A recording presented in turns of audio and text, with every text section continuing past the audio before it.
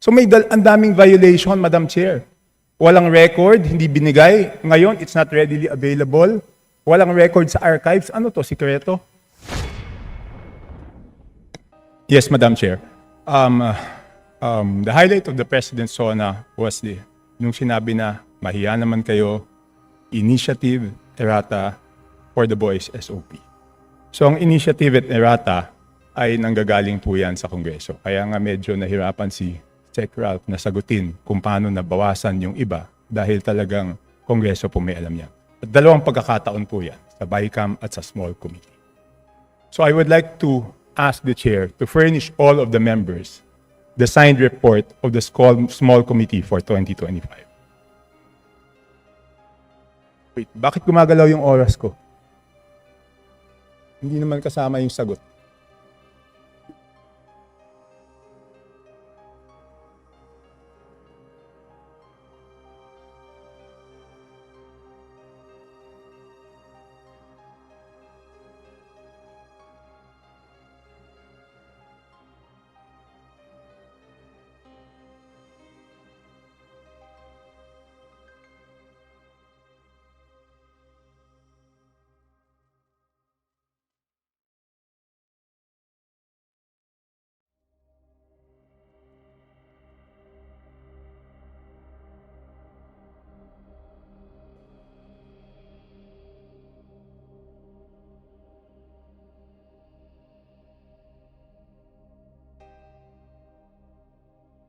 Thank you very much, Representative Chanco. The request will be put under consideration and we will let you know if it's possible to... No.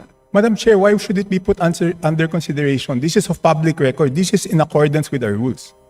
That all committee reports must be given to all members. And that shouldn't be taken against my time because you're telling me that, teka, balik natin yung oras ko kasi sinasabi nila that will be taken into consideration. It should not be taken into consideration. Madam Chair, allow me to read this, no? Declaration of Principles and Policies. Section number 2 of our rules. Public office is a public trust. The House of Representatives and every member thereof are accountable to the people at all times. I will not read the ending portion. Number 3, efficient and effective access to and dissemination of appropriate and accurate information are imperative in lawmaking. So why should it be taken into consideration, Madam Chair?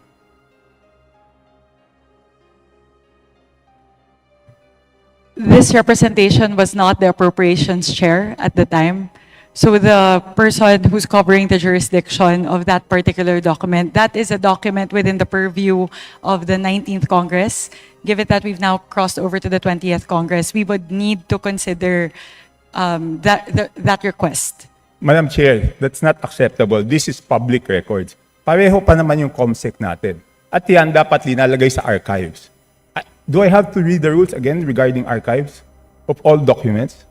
So ang daming violation, Madam Chair. Walang record, hindi binigay. Ngayon, it's not readily available. Walang record sa archives. Ano to, sikreto? Again, this representation was No, not the let's ask the Appropriations committee Chair. chair.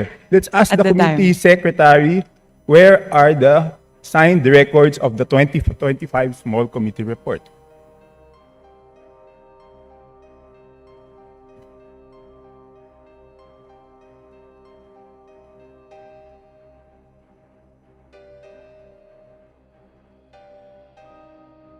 Madam Chair, simple lang to. Kung electronic dapat lahat may electronic copy.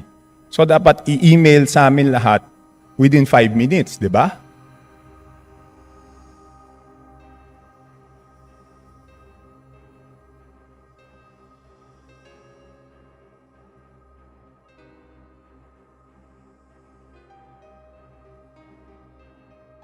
Meeting suspended.